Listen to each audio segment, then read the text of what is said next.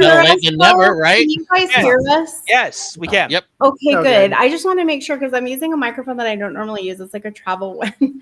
So this is our friend Jared from Christian Homestead. Hi. We're having Hello, dinner Jared. together tonight with families. So we thought we would jump on and say hi to you guys. And I'm not sure what all you guys talked about before, so you might have to recap us really quick. I just had to set this all up. Yeah, we were mostly talking about some of the implications of what happened in Michigan today. Okay. A lot of the things that happened there, the tragedy there, but also a lot of the reaction that that has happened. One of the things that that I honestly feel, and you know, Jessica, I know that you saw it. Jared, I don't know if you saw my video this week, you know, about the parallels of the Book of Mormon that we're seeing with today that led up to Christ's birth and his coming to the Nephites. Do you want to bullet point it for him? Yeah, so just basically a lot of the bullet points of it is that with what we're seeing of the murder of religious and political leaders were what eventually led up to what, well, a divine turning point for the Nephites. And if the Book of Mormon is truly written for our day, we are meant to see that poetry rhyming, just as we see that same type of timeline with the Jaredites and Ether. We see that same type of timeline happening with the Nephites. We're seeing that same timeline happening with us now in the modern era, in the last dispensation. And so, you know, just like with what Elder Bednar said last year conference, he, you know, pointing out that the Book of Mormon truly was written for us. It wasn't written for the Nephites. It wasn't written for anyone else but for us. Mhm. And that the Lord inspired Mormon and Moroni to include the things that they did. We need to be paying attention. Yeah. And so I think that's that same type of thing that happened here. I mean, So Monty fortunately, does apologetics, by the way. And he's trying to tell us all that we need to repent. not with the same type of authority as a prophet, mind you. Like, I will never claim that. He's just quoting. Yes, but that's the thing, is that's the entire point. And so if we were to use the Book of Mormon as that blueprint, we can see those events line up. And I'm going to show my nerd here. If you remember with George Lucas, what he said about the prequel trilogy in relation to the sequel to the original trilogy, he said it's like poetry, it rhymes. And it's that same type of thing that we're seeing with the Book of Mormon and with our day leading up to the second coming of Jesus Christ. It's a type and shadow thing. I have a diagram that shows like the prophet down at the bottom looking up at a mountain range with like a telescope. And it's like there's the little mountain, the little ones in between, the medium-sized mountain, a little one in between, and then the big mountain. And the point of the big mountain is like the second coming. Mm-hmm. And like the little mountain is like all the types being established, like all those types in scriptures that are like the first occurrence of something happening. And then the middle is everything that happened again in the meridian of time with Jesus Christ, and it sets the pattern for the type. Mm-hmm. And then after that you see like the little shadows, and you're going to see the pattern and the shadows repeat all the way up to the point of the top of the last mountain, which is where everything kind of, it's the idea that all things are gathered in one in Christ. And I feel like the Book of Mormon is cool because it is for our day. And it like totally tells you like what to expect. I think in this time that like precedes the second coming of the Lord, it's like, what are all the, I don't know, what do you call it? Like the horrible things that are going to happen. Judgments. The judgments. Calamities. The curses. The covenant curses, right? Yeah. Tribulations. Yeah. And so I feel like we are starting to see that. And I don't know, how did you feel when like you saw that news about, because it was like about President Nelson posted the peace message and his like Time magazine article came out on the 5th, right? Mm-hmm. And then it was his birthday on the 9th.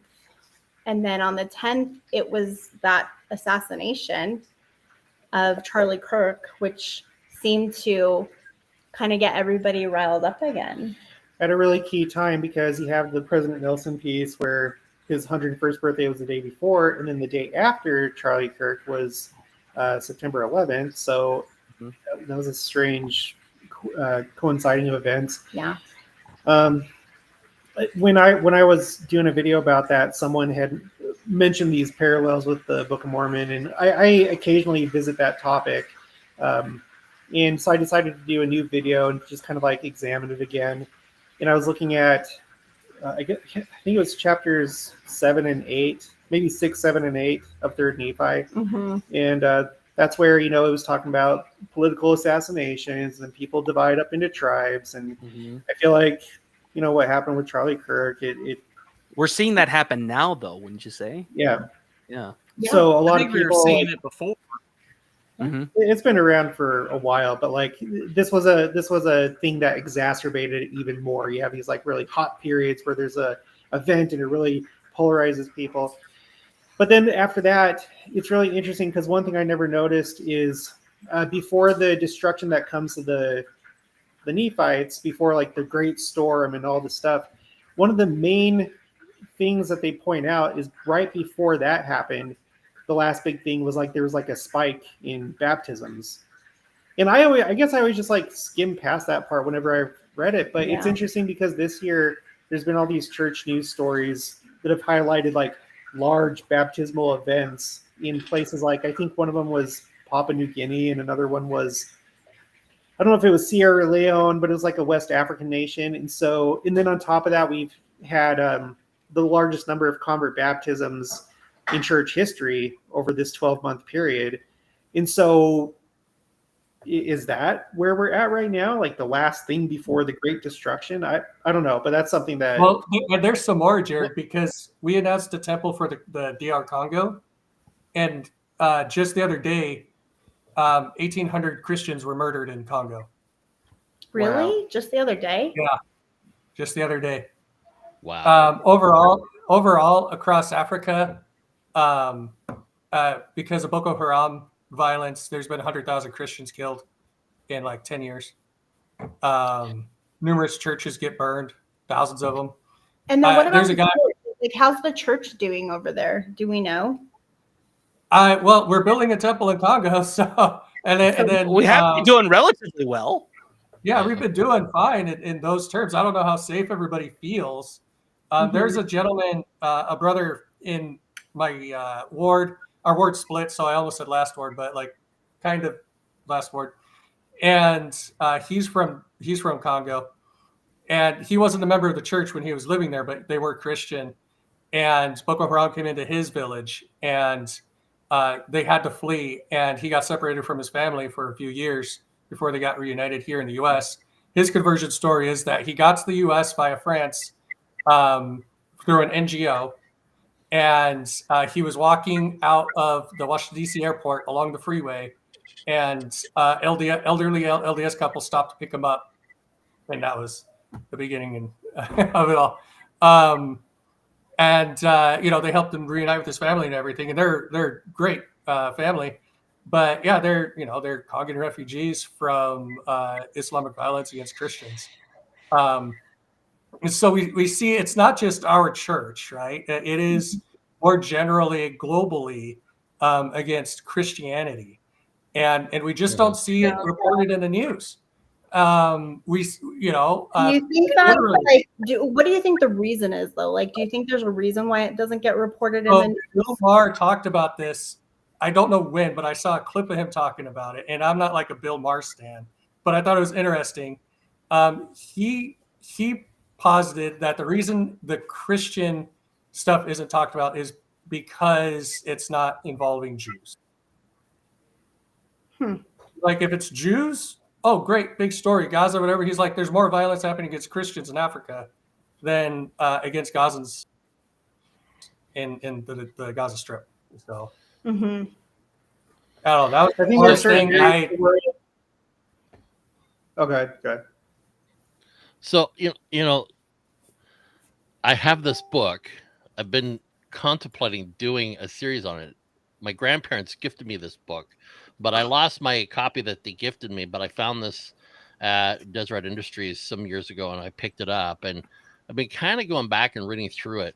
But it's interesting because here's a snippet that I have out of it where it says, as we should be aware, this is called Turmoil in the Last Days.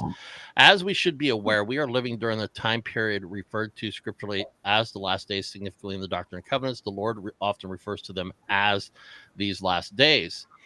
So far as we can learn, that means the last days of wickedness before the ushering in of the millennium and the earth's renewal to its paradisical state. Further, these last days comprise the dispensation of the fullness of times. These are the days when the Lord will hasten his work in its time.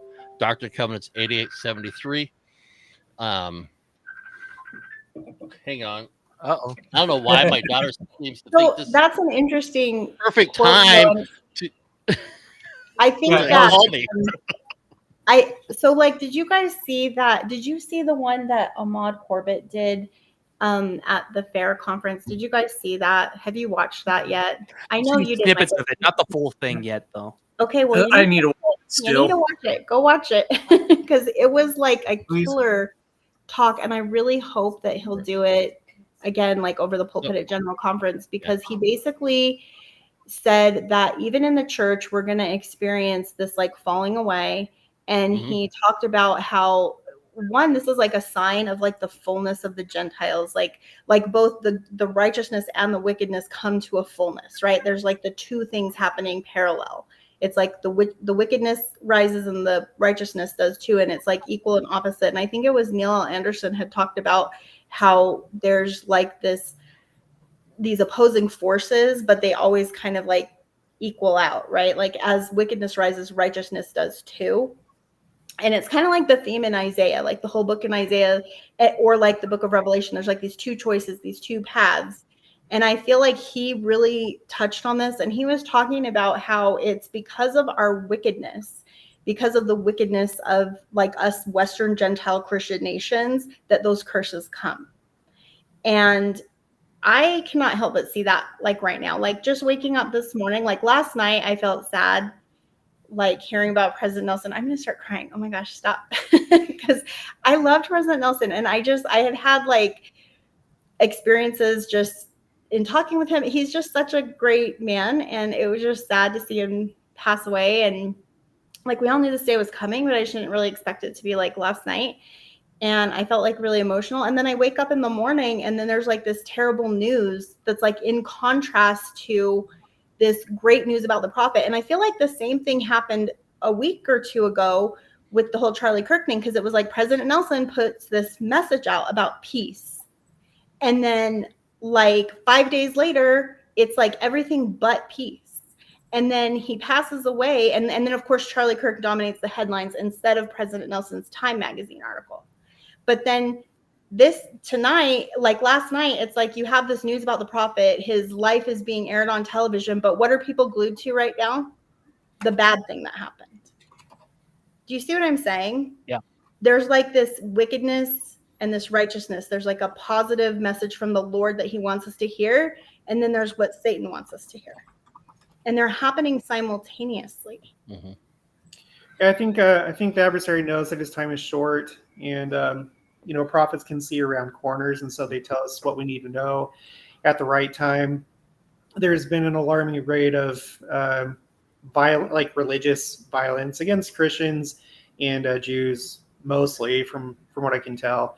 When it comes to Africa, yeah, I just wonder if Africa historically doesn't really get much news coverage for anything, because I think the way that people perceive it, it's like I don't know. I just wonder if like that was going on in like Europe, or if it was going on in some other place, like everybody would be losing their minds. Oh, And yeah. I'm not saying I'm not trying to be controversial, but I just wonder if that's the case. But that obviously doesn't take away from the seriousness. Don't worry, Latter-day Lion likes controversy. I don't know. I thrive on it. He's a walking controversy. He's a walking controversy. So you could totally say it on here. Yeah, it's fine. So I don't know, but it doesn't take away from what's happening for sure. And it's just the fuller signs of the times. There's been this spike, especially this year, in religious violence. Do you guys think that, like, because you mentioned how prophets see around corners, right? And do you get the feeling that maybe President Nelson like knew that the violence was going to increase, or that like persecution would increase, and that like maybe that's why he delivered that message? Because I was kind of thinking about it last night. And then you've talked about this on your channel about how, so Jared his whole channel is like Second Coming stuff, for those of you who don't know. And so if this is like a topic that you love, that's like his main niche. And he had done more than one video on how they were called as apostles, how President Nelson was called one day, and then the next day Dallin H. Oaks was called. Do you want to recap that? Oh, with the unique, day apart, the, and was it Kimball? Okay, so this is how it went. I can't remember who they replaced. I think it was LeGrand Richards and Marky Peterson. Yeah. I can't remember which one died first, but let's say it was LeGrand Richards. He died on January 11th of 1983. At that time, President Kimball was very ill to where he couldn't really do anything. A general conference goes by, and there isn't a new apostle appointed. And then October comes around, and then still no new apostle. You get to January 11th of 1984, and now Marky Peterson passes away. And so now you have two vacancies, and you have a sick prophet that can't fill those vacancies. Well, during a moment of lucidity, he was able to call for President Hinckley, who was like a second counselor at the time or something, and told President Hinckley, call Nelson and Oaks in that order. And so they both started at the same time, and it was just really interesting. Also, and sorry, I don't mean to go too far off into like Second Coming or weird signs. Do it. But This is your thing. It was in between. It was in between the death of those two apostles that you had this unusual flooding in downtown Salt Lake City, like right up to Temple Square. Basically, they had to like get all these sandbags and all these men to like divert the flow of water down State Street. And when we think about the Second Coming, we think about how it's similar to the days of Noah. There's going to be a baptism of fire this time rather than baptism of water. But there's just like weird stuff. So I feel like there's something special going on with President Nelson and President Oaks. A lot of other people already feel that and realize that. One of the popular things is President Nelson was the heart surgeon working on the heart of the church. During a pandemic. Working on making us of one heart and one mind. And now he's passed away, and now President Oaks was the judge. He was on the Utah Supreme Court. And they just filed an amicus brief. I started making a video on this last night, and then I paused it because of President Nelson passing away. Like, I was up at midnight also last night trying to do this video, because that's like when I get my best work done, okay? And like I was like doing that, and I have it like finished, but I'm gonna wait. I'll post it maybe like Monday. I just felt like it needed to wait a minute. And but it's basically just talking about the current amicus briefs that the church has signed on to, which is just a repeat of what they've been doing. It's basically the family proclamation, religious freedom. These are at the forefront of everything that the church ever gets involved in when it comes to anything political. They filed a huge amicus brief on 2 cases that are going before the Supreme Court. They're similar to the one last year. The one last year was basically where it was schools teaching like basically LGBT and like transgenderism as part of like the actual curriculum. And they signed on to an amicus brief in that case. And then this time around, it has more to do with like 2 issues. I have notes on this, but Michael touched on this earlier too. But if you have more, then bring it on. Well, I might not, because I didn't hear what Michael said. But the point is this is a very good time to have a judge in charge of the church, or at least running it for a time, right? And so that was my point about what he had talked about on his channel about the way that they were called, the fact that it was clearly a miracle that President Kimball became lucid long enough to be able to give this instruction to President Hinckley, well, then Elder Hinckley, or he was in the presidency, wasn't he? Yeah, he was president. He was a counselor in the first presidency. Yeah, and so he was kind of running the show back then for Kimball, and so he had gotten lucid long enough just to be able to give this instruction. And there's like an article about this in like LDS Living and Church News and like church magazines, so you guys can look this up. But it's a beautiful story. And let me just point out really quick, in President Nelson's, which talk was it? I think it was his April 2024 talk. He specifically pointed that out in the footnotes, the whole thing about the 2 apostles dying on January 11th. So, and I think he was trying to drop a hint to us about who's actually running the church, which is Jesus Christ. He's the head of the church. We all have our diagram of Jesus at the head, and then the first presidency, and then the quorum of the 12, and then all the auxiliaries and 70. And we all see that structure, but I think he was specifically calling it out. He's also the one who read us the Restoration Proclamation, which it seems like is really, I guess, to the point of this whole video that you're doing, Monty, is just, it's a Book of Mormon parallel. Yes. It's like, that is what Nephi was doing on the tower, right? He's like, you guys need to repent and you need to do it now. It Right. seems like, I don't know, the more that I study the Book of Mormon, the more that I see all these different parallels. I mean, it's easy to kind of see like where all these, I used Pahoran II as the primary thing when it came to Charlie Kirk, but I don't think that was really the correct parallel. I honestly think right now, the more that I study it, and especially as we get closer to the second coming and the way that those parallels are lining up in the Book of Mormon, we're likely somewhere in between, somewhere within 3rd Nephi 3 and 3rd Nephi 6. That's where I think we're at right I now. would agree with that. And I think we're in Right. those early 3rd Nephi chapters too. I see the most parallels there. Like I remember, I think it was David A. Bednar a couple of years ago mentioned the Helaman chapters. And he talked about the restoration. I think that no unhallowed hand quote got used. And I love David A. Bednar. I have this like really weird dream about him, by the way. I need to tell you guys about this later. All right. We'll do that offline. Not for the audience. We'll do that offline. It was really interesting. So like, Sorry, really quick. I might need to dip out. My leg is dead. Oh no, sorry, Jared. I'm gonna have to amputate it. So, It was nice talking to you guys. Someone though. call the barber. yeah. yeah, I think our dinner's not ready, so we'll probably end up going. But we're gonna jump on a live together later for those of you who want to like hear what he has to say. And we're just hanging out tonight. He's in town, like he's from Missouri, and so he came a long way. So I had to come and visit, and we're having dinner tonight. So Right on. anyways, we just wanted to drop in, give a few whatever food for thought. Yeah, no, glad to have you join us. Have both of you join us. Like it was really a bit of a treat, even for however little time you guys could on this. But so anybody who wants to hear what Jared has to say or what I have to say, we're gonna eat dinner right now, and then later after Monty's done, we'll jump on and we'll continue the conversation there. That's more specific to like the second coming. Absolutely. But definitely Book of Mormon parallels. And I agree, chapter like those early 3rd Nephi chapters feel a lot like what's happening right now. And I don't know that you have to do like a 1-for-1. Like to your point about Pahoran, I think that you can look at everything as patterns and shadows of like a previous type, right? Because we don't even have the same government that they had, not exactly.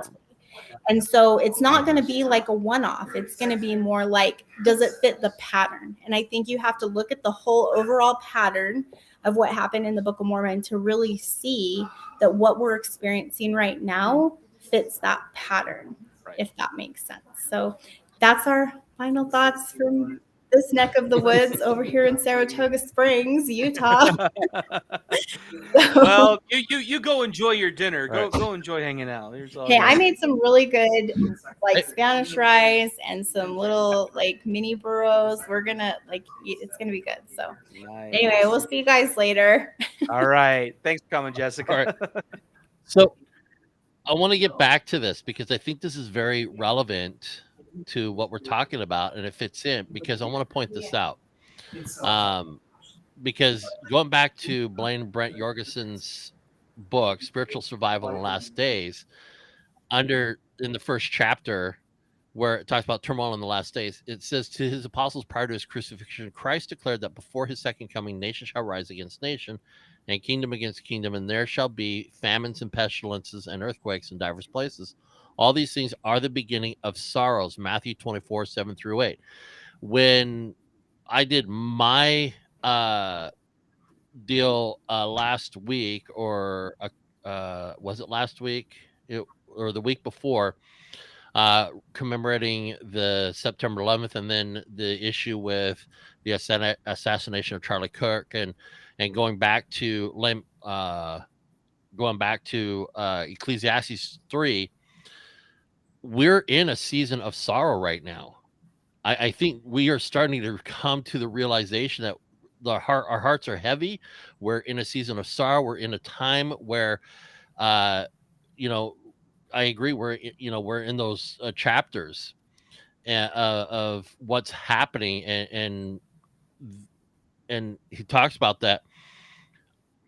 And it goes on, we wonder why such events are to occur. The answers that come from the prophets confirm that the Lord allows such calamities because of the wickedness of the people. Paul describes these people of the last days as lovers of their own selves, covetous, boasters, proud, blasphemers, disobedient to parents, unthankful, unholy, without natural affection, truth breakers, false accusers, incontinent, fierce, despisers of those that are good, traitors, heady, high-minded, lovers of pleasure more than lovers of God, having a form of godliness but denying the power thereof. From such turn away. This is 2 Timothy 3:2-4. Nephi adds, but behold, in the last days, or in the days of the Gentiles, yea, behold, all the nations of the Gentiles, and also the Jews, both those who shall come upon this land and those who shall be upon other lands, yea, even upon all the lands of the earth. Behold, they will be drunken with iniquity and all manner of abominations. And when that day shall come, they shall be visited of the Lord of hosts with thunder and with earthquake and with a great noise and with storm and with tempest and with the flame of devouring fire. This is 2 Nephi 27:1-2. And then I posted in the for everybody that went on all of our live streams that were our channels that were streaming, not enemies but wickedness that brings wrath. And this is very interesting. Interestingly, it was neither the enemies of the Nephites nor the enemies of the Gentiles, nor will it be the enemies of the great and abominable church that bring destruction upon them or her. Rather, as Moroni explained, it is the wickedness and the abominations of the people themselves that prepare a way for their own destruction. This is in Ether 14:25. Once they have fully ripened in iniquity, then war is allowed to come upon them as a consequence of their own behavior. So everybody's talking about that there's this coming war. There's this coming civil war, but it's going to come by way of rich iniquity, gross depravity, gross wickedness that is going to be so pervasive that war is just going to break out because of the hardness of people's hearts and the stiff-neckedness of people's necks and the stubbornness of that. Well, I think Michael made the point about that. You know, this attack today is kind of the proof of that. I don't think he knew about the article saying the church joined in and kind of sent that stuff to the Supreme Court. But when you're getting down, it's, you know, I think it kind of goes with what Monty and I were talking to somebody in a live last night. Is all that depravity comes from a lack of obedience to the law of chastity. There's no other law that gets so depraved. You know, so it's no convenient. Everyone keeps saying that, but what is the center focus of those claims? You know, and we're even seeing it across the world, like the U.S. and trying again not be political about it, but like the U.S. ranks kind of lower on the LGBT like freedom scale across the world, and all the other nations are kind of looking at us sideways. But look at how deprived they're going for allowing it the way they have. And now here, the few beacons that are still holding out on it are literally under attack. Yeah. Mm-hmm. I'm going to read something to you guys. I love Dwayne Crowther. Do you guys know who Dwayne Crowther is? No. Okay, he's an LDS author. No. He's passed. He got his PhD writing about LDS prophecy in the 60s. That's how old he is. He wrote this book called Prophecy, A Key to the Future. I was dumb enough that after I gave the original copy I had away, I went and I bought the wrong copy of it because it got an updated edition by his son, and his son's a lunatic. However, he keeps his Okay. yeah. No, his son turns it into something hyper partisan politically, and it ruins the book. Oof. But it's So can you say you got the ranting yeah, a of the little lunatic bit. there? But he keeps his dad's writings in here. He just tries to expand on them in the wrong way. I'm going to read this. This is from a section called "The United States Warned of Conflict During Period of Preparatory Wars, prior to a Third World War." And this prior to Third World War, that's kind of like a speculative thing that we where his son's adding things. But it reads, "There will be two great political parties." Oh, this is from Wednesday, June 19th, 1844, 8 days before Joseph's martyrdom. So this is Mosiah Hancock writing about what he heard Joseph Smith say. So this is a journal by Mosiah Hancock. We have to take a little bit of a grain of salt because it's a journal, but this is what he wrote. There will be two great political parties in this country. One will be called the Republican, which in 1844 had just started in Illinois. Remember, Abraham Lincoln's from there. They barely started that party in 1844. And the other, the Democrat Party, which exists since Jefferson. These two parties will go to war, and out of these two parties will spring another party, which will be the Independent American Party. So just to pause again, those who hear talk of like, well, or if you ever see it online, well, is this the start of an independent party or whatever have you? They're referring back to this, to Mosiah Hancock's journal.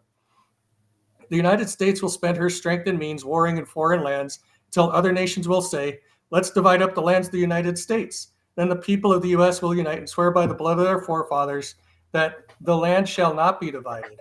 Now, it's interesting that in 1844, whether or not Joseph said these exact words that Mosiah's recording, he said words about spending her strength and means warring in foreign lands. Why would he have ever thought that? The Monroe Doctrine, I don't even think it, I think that was 1852. I could be wrong, but I'm not that great with history dates. Mosiah, you know that stuff. But and someone look up Monroe Doctrine, because I don't even think it had been penned yet. 1823. I was like I was thinking it was different. I think you're referring to Polk's doctrine of manifest destiny. But Monroe, was 23. I probably, I think, okay. Either way. Still interesting. They're talking about the United States spending her strength and means warring in foreign lands. To continue, then the country will go to war and they will fight till one half of the U.S. Army will give up and the rest will continue to struggle. They will keep on until they are very ragged and discouraged and almost ready to give up, when the boys rush forth in time to save the American army from defeat and ruin. And they'll say, brethren, we are glad to have you come. Give us men, henceforth we can talk with God. Then you will have friends, but you will save the country when its liberty hangs by a hair, as it were. So most people talk about, the Constitution hanging by the hair. And some of these things, and what Joseph seems to be saying is that there's going to be such foreign entanglement that ends up on our soil as a result of us choosing to go out to others, that the country will be saved by the church after this struggle, or as a result of this struggle. So it's kind of fascinating how that's structured. When, we also have a lot of people they refer to, well, after the Constitution's hanging by a thread, then the men of men of Zion will rise up and save it or whatever, and it won't be in Washington, D.C. and all that. There are some other quotes that he has that, are some of the crazy stuff from that, implications of the son of Dwayne Crowther. But I always found that quote to be interesting. Some of the quotes they talk about, I think it was Orson Pratt speaks about a border wall at one point. Why would someone think about a border wall between Mexico when the Saints fled to Mexico? Prophecy there. Yeah, so there's a lot of stuff. I mean, Right. Don't get this version of it. Don't get the updated. Updated bad. Don't do that. Get the red cover. Don't Updated. get the, That's the first Updated time lunatic. I've heard anybody say updated version bad of any It book. really is. Yeah. Yeah. Get the red cover, the original. I think there are 2 editions of the original. I think there was like a revision, but that was done by Dwayne himself. Still good. So anyway, just something there. I don't want to get too weird and conspiratorial or whatever, but these are words of the prophet as recorded by people that knew him, witnessed him say them. However they recorded them, it's going to be somewhat faithful, right? They're not intending to be incorrect. It's relying on memory to whatever extent it takes for a scribe to do that. But well, I think the reality is, I remember back in the 1990s, mid 90s, around 93, 94, 95, the mid 90s. There were stories circulating that I've been hearing within the evangelical Christian community about mysterious people getting into vehicles and saying the trumpet's about ready to blow, be prepared, or something like that, and then they would just disappear. End times prophecy. I have had personal revelation. I don't share them. I've written them down. I don't share them. They are so memorable. And all I can say is I'm seeing a lot of the fruition for that, because I think this is, the Lord gives us personal revelation, not just to understand the gospel, but I think he gives us revelation to help prepare us for what is coming ahead too. And those revelations I don't speak on, I don't think anybody should speak on those types of revelations. It's just a warning for us that we can understand, and seeing everything being played out. Of course, everybody's running around the end of the world, the rapture's here, da da da. No one knows the day or time. But I think we are seeing, yes, we are seeing the signs of the times. We are probably in the beginning of sorrows. We're in the beginning of sorrows because of what is happening, what is going on. There is a huge revival going on. We're seeing it. We're noticing it. People are turning back to God. But I think that this would probably be the precipice where everybody's coming back, and it's getting that line of demarcation of you're either on the Lord's side or you're not. Right. You're either going to live for the gospel or you're not. And part of living for the gospel is you're going to endure persecution. You're going to endure hardship. You're going to endure the struggles that are come the way. And even to the point of, are you willing to die, to be unalive for your faith? Are you willing to make that ultimate sacrifice? And, you know, and everybody's on this conspiracy. Oh, the beast, the Antichrist. Honestly, I think for me, the Antichrist is going to be AI. Is going to be some supercomputer AI that gives voice to the beast, and then there's going to be the false prophet and the political figure. That's my take on all this. Going to want to go conspiracy there, but the reality is what do we do now? What do we do today? How do we deal with these things?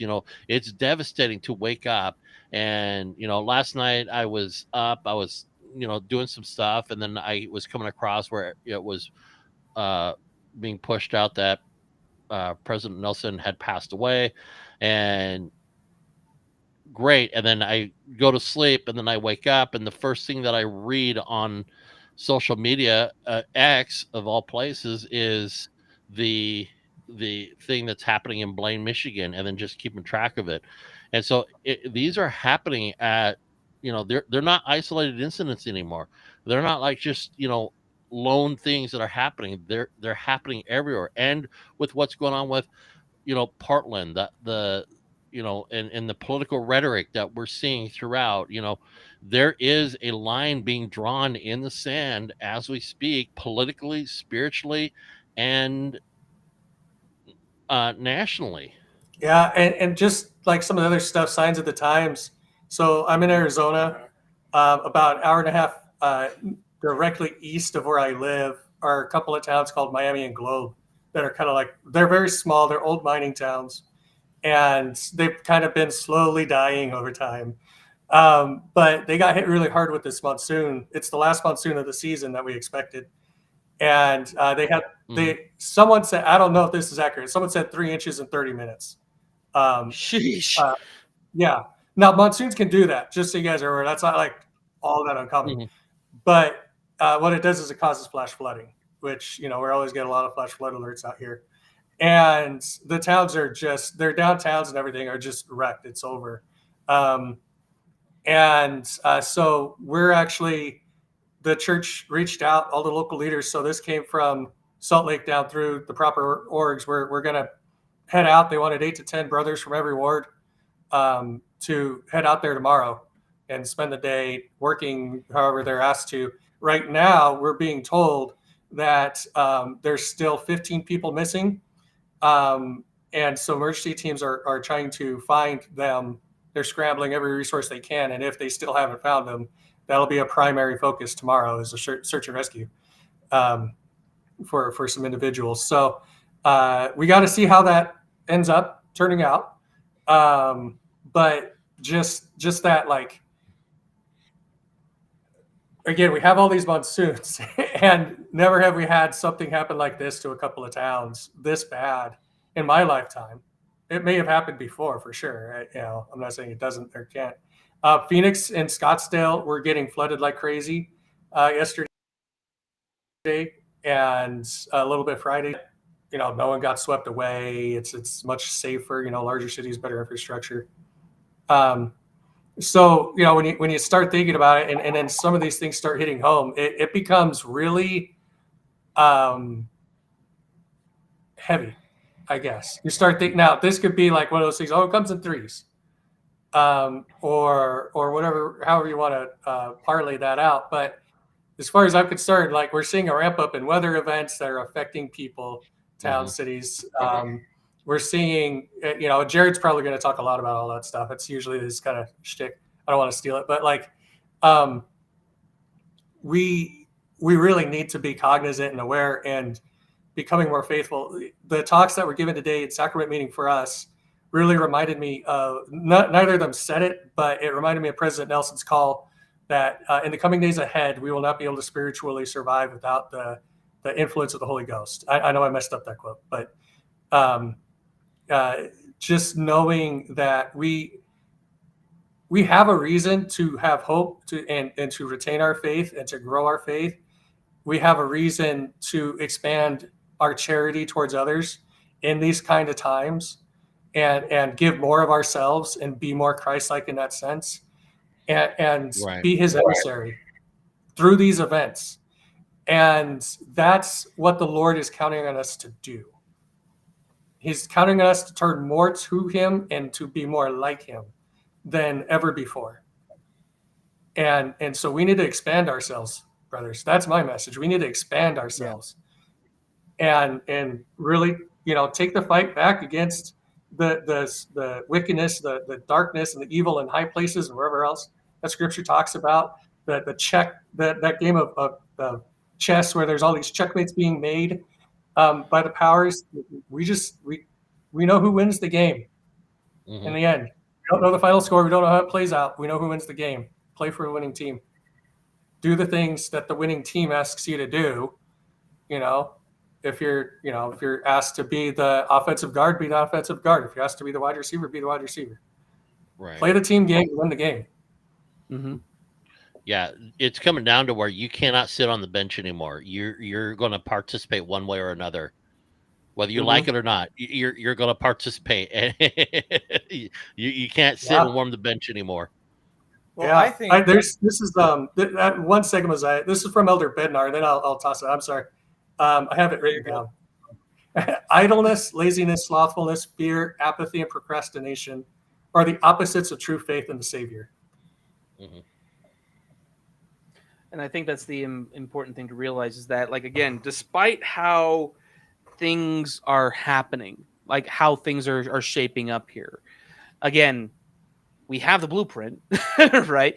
But the that's the entire thing. And Frizzy, we did talk about President Nelson, and I think we can talk a little bit more about it here. But this unfortunately has kind of overshadowed it. The loss of the prophet can't be overstated enough. Like, really, right? But this is something that we're kind of opened this up with, is that we recognize that the times, they are a changing. This is the reason for the thumbnail. And, you know, and it's been said, not just here, but also on Word Radio and several other places as well, about, you know, the kind of men that were leading the church for the last 30 years. You know, from 1995 to 2018, we had executives in business and in marketing that were able to expand the reach of the church in those aspects. From 2018 to now, we had a medical professional, a heart surgeon. Now, with the current president of the 12, it is a constitutional lawyer, a judge. What does that mean? What kind of things are we going to be facing? And Michael, you brought up at the very beginning the amicus briefs that the church has filed. I mean, heck, when I remember when I was working in church broadcasting, and this would have been roughly about 3 months before President Monson died, and we had an all hands meeting in October of 2017, and they said that we're going to need to reduce and simplify. And this was because something big was coming, but we don't know what, and we need to be willing to know and shore up the resources that we have. And there was a very powerful spirit that came into that room very powerful that said, yes, this is true. And I had that immediate impression, like, yes, this is actually going to happen. I don't know what my position and what my place is in, with church employment is going to look as far as this concerned. I ended up leaving probably about 6 months after. But it's something to be noticed here is that they had to roll things back so that they could shore up the reserves they needed for the pandemic 2.5 years later. That was a prophecy. They said they didn't know what was coming, but something is coming. We're told we need to prepare, and that's what we're going to do. And what happened? We have the pandemic, and now that we're several years out of that now, what is going to come down the pike? We've already had instances in just the last 3 years alone of people going after the church legally, with the SEC investigation, with the Nielsen brothers trying to get the money from the IRS for getting all of that, and even then they were smacked down. It's like there's nothing here, right? Mhm. But I don't think it's going to be an accident that for the foreseeable future, at least, we are going to have a constitutional lawyer turned judge as Supreme Court judge for the state of Utah too. Yeah. He wasn't just lower court. He was the highest for a Right. state. Right. Mhm. And so and so in this particular instance, we have to recognize, okay, there's something coming. Again, it's those types and shadows and those patterns that Jessica and Jared were talking about earlier when they were on, talking about what is going to come. And we have to be ready, and we have to have our eyes open to it. This is one of the main reasons why I made the video that I did this week.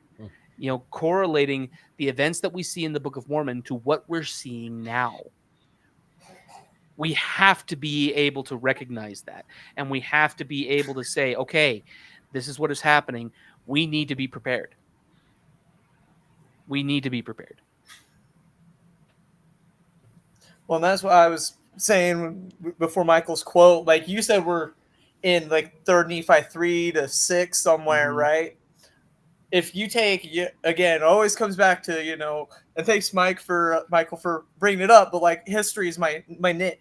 We're in what I call the 4th of the 5 great battles or wars that shaped Christianity. We're in what the 30 Years' War is, the Protestants versus the Catholics. The start, the beginning of the end, because the 5th one I have is the American Revolution, but the beginning of the work can move forward, because prior to that, Catholicism had such a death grip.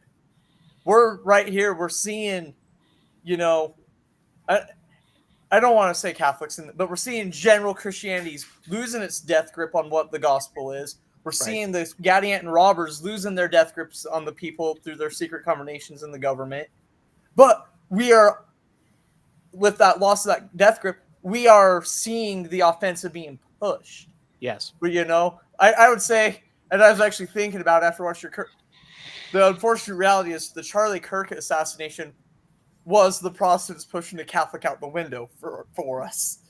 As bad as that is to say, but that was kind of the big predecessor to the third. They pushed, they put out the window, and how dare you do that, the Empire. And we're seeing that now. Like Charlie is like, they got pushed. We're in the final one will be the Battle of Armageddon, correlating with the American Revolution, unfortunately. I know, again, it's poetic. I know it's not one-to-one, but when Armageddon happens, that is the predecessing battle that will lead to the coming of Christ. Mm-hmm. Just as the Revolution is what the predecessor was to the coming of the restoration of the gospel. So, and it's important to know, from what I was reading, those things, the preparatory wars, are to happen before Armageddon. Yeah. So what all that's talking about that relates to this country, again, if Mosiah Hancock's record is true, and some corresponding things that are written by others are true, then Armageddon's after all those things, and when it talks about Israel standing alone, it means Israel standing alone, because we're not going to be able to do anything to help them. Well, and I was talking. So I love the Book of Revelation. Like, outside of Acts, I think that's the most I read in the Bible, because Acts is showing the works of the early, and Revelation is literally. And I was remember one of my institute instructors said. He's like, when it says Israel, it's not just that we can't help them. It's that the world is it's a double sided. It's okay. Edward, say hi real quick, since that's what you're. Hello. But it was a double sided. It's one, the nation of Israel will be alone. The second, the world will have turned its back on God and His covenant. So it's not just. Okay, Edward, please stop. Go watch K-pop Demon Hunters. Oh gosh. But what was that? He was like, you'll see. He's like, we're seeing it now. In fact, the UN inquiry just came out that did declare the actions of Israel to be within the frame of genocide, and almost as soon as that came out, 3 or 4 other nations said, "All right, we're back in. We're recognizing Palestine as." It's like nations are starting to back off of Israel, literally. But again, it circles back. We're also seeing the world turn away from God just as much. Mm-hmm. Yep. Well, and I think, and this is just the first chapter of that book, because towards the end of it says fullness versus incompleteness. And again, this is referencing Blaine Bretton Jorgensen's book published back in 1990, Spiritual Survival in Last Days. At the close of the first chapter, it says, if there is a fullness of God's wrath and indignation, then there must also be an incompleteness of it, or in other words, lesser levels of perfectly controlled judgments by God, wrath and indignation. Uh-oh. I hope we didn't lose him. Are at a fullness there is for us as individuals and as a society. Destruction has not been assured. For example, Amulek says to the people of Ammonihah, ye are laying plans to pervert the ways of the righteous and to bring down the wrath of God upon your heads, even to the utter destruction of this people. Alma 10:18. The people of Ammonihah hadn't done it yet, but they were indeed laying plans to commit enough wickedness to ensure their destruction individually and as a people. However, Amulek was still holding out to them the opportunity to repent. Alma the Younger says in verification of this, and now, my brethren, seeing we know these things, and they are true, let us repent and harden not our hearts, that we provoke not the Lord our God to pull down his wrath upon us. But let us enter into the rest of God, which is prepared according to his word. Alma 12:37. And so I think what is coming down the pipeline here, I think, there's going to be more and more. You've got to be prepared. I think there's going to be a call back to preparedness, but not the type of preparedness that my generation grew up with, the 2-year supply of food and all that. But there's this spiritual preparedness of you need to be ready to stand. And if you're not ready to stand, you're going to get caught up. You're going to get swept away. You're going to fall.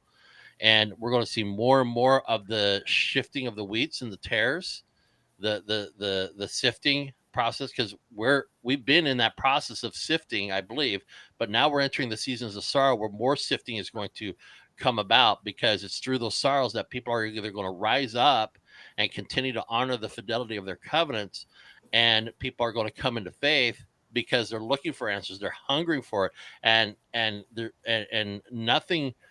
You study the persecution. What people thought was going to destroy the early Christian movement, the people of the way, actually brought more people into the faith than it actually dissuaded them from the faith. So the more persecution is heaped out, the more people are going to investigate and look to it, and then they're going to be converted because they're going to experience God for who he is. But it's going to be a divine light. We're going to come to a time where Christ said at the close of Matthew 19 that if anybody does not forsake family, lands, possessions, things, and follow me, is not worthy of me. Mm-hmm. I mean, think about that. We're entering a time where literally, if you're not going to live a life of sacrifice and follow Christ, you're not going to be worthy of his love and devotion and forgiveness, mercy, and grace, because there's no room for it anymore. Right. You're either living unto yourself, and you're going to go by the way of the great and spacious building, or you're going to come in and you're going to stand and become a pillar of fire in his Father's temple. And that's where I think we're going to be heading to personally. I have a feeling, I want to be wrong on this, but I have a feeling that Donald H. Oaks, he's 93. He's going to be a short-term president of the church It's possible. We because didn't have one last to 101. he might, but Hey, but I think Tim is right there on him being short term. There was some people in church today that were thinking like, you know what, he may be as short as Howard W. Hunter. I don't think so. I think if he is going to be a short-term president, it'll probably be closer to Joseph Fielding Smith. Speaking of Joseph Fielding, I was actually looking up a quote because Tim has said it, and it reminded Joseph Fielding mentioned something Wilford Woodruff taught, and it was about the four. We're seeing it, the four destroying angels. He said these are now at work on the earth on their sacred mission. And it goes back to Wilford Woodruff said it. Those angels have left the portals of heaven, and they now stand over this people in this nation now, and are hovering over the earth, waiting to pour out the judgments. From this very day, they shall be poured out. And then a month later, he said, these angels that have been held for many years have now gotten their liberty to go out and commence their mission and their work on earth, and they are here today on the earth. I feel bold to say to the Latter-day Saints, there's meaning in these judgments. Yes. He's talking about coming to God and that, and it just made me think of that because it's like, why, they're going to turn to God, absolutely, but at the same time, there's a meaning to all the bad things happening too, and it's the justice of God coming forth. Mm-hmm. Yeah, so that leads me to another thing, because in society today, we really have kind of, in a way, it's not technical, but we've kind of blasphemed what justice means. Yeah. We talk about justice in terms of like social justice and these other forms of justice, racial justice, whatever. And these forms of justice, the word is being transfigured into meaning something about how there needs to be retribution for oppression in the past, and that people need to be subjugated in accordance to the penalty that must be inflicted upon them for those past actions, right? And we have who do you guys know who Taylor Petrie is? He's actually LDS. You're not going to think it after I say this, but he's actually LDS. He's some type of a scholar. He's written a book about queer LDS theology. That's not the name of it, but it's something about that. You guys can look him up. Is he connected to Blair Osler? It's a lot like Blair Osler. His is Queer Mormon Kinship. The name of his is Queer Mormon Kinship. Okay, all right. Okay, so his point is that like heaven is one big non-binary sexual fest. Oh gosh. So anyway, and he's one of these guys. So he's a queer theorist, very far left, Marxist possibly even, and he had this to say, which was ironic that he said this very recently. Research has indicated that at least part of the reason for the decline in Christianity among younger generations is the perception that it has become an organ of conservative politics rather than a movement to bring about God's justice. And when someone like him talks about justice, if you read everything else he has to say, you know what he means. And it has nothing to do, he's not trying to push for God's justice, because he literally wrote a book that is against the doctrine of the family, entirely against the doctrine of the family. And it's this, let's reimagine and let's queer Mormon theology, and let's queer the kinship that we have to God and how that should look and work. And again, queer doesn't necessarily connotate sexuality. Queer just means to transgress the norm. But that's the context of what they're putting in, though. Yes, that's how it's used. Yeah. But technically, when Michel Foucault talked about queering society, he meant to upend the norm, to subvert the norm, to recreate the norm. And then sexuality is the easiest way to do that, because who doesn't find pleasure in it? Oh gosh. It's an easy vector gentlemen, attack. My dinner, I think, is about done. Thanks for letting me be on for the short bit I was. Yeah. The bare minimum I was able to contribute. I hopefully will see. Yeah. Well, I will see y'all later for. We'll see what happens. Oh gosh. We'll see what Well, happens. and you know, I think probably that would be a good enough spot to end it here, because there's going to be a press conference here momentarily, going a little bit more over what happened in Michigan, a little bit more, possibly a motive. We don't know. But we'll go ahead and end it here. We will be coming back to you in about 3-ish hours for Come Follow Me tonight. And we'll have some fun there. Any case, everyone, please come back and join us tonight at 9 p.m. Mountain Time for Come Follow Me. We're going to be going over sections. Oh, excuse me. 106 through 106 to 108. Thank you. And And Jessica we'll and have I a lot already of went fun. over that. Yeah, you kind of did on Thursday, but we'll have some more fun here. There's probably some more insights that other folks can chime in on, and we'll have some fun. So We may Any have case- a new guest joining our panel tonight too. yes, Yeah. that'd be Oh, fun. You might. this will be fun. Are they friends on. or are they food? They're friends. What? Booze? random Finding Nemo reference. Oh gosh. Well, Oh, I gosh. wanted to say, are they a fighter or are they food? But you know, Hmm. this isn't Ragnarok. No, not quite. Anyway, we'll see you all in about 3 hours here for Come Follow Me. Thanks for joining us.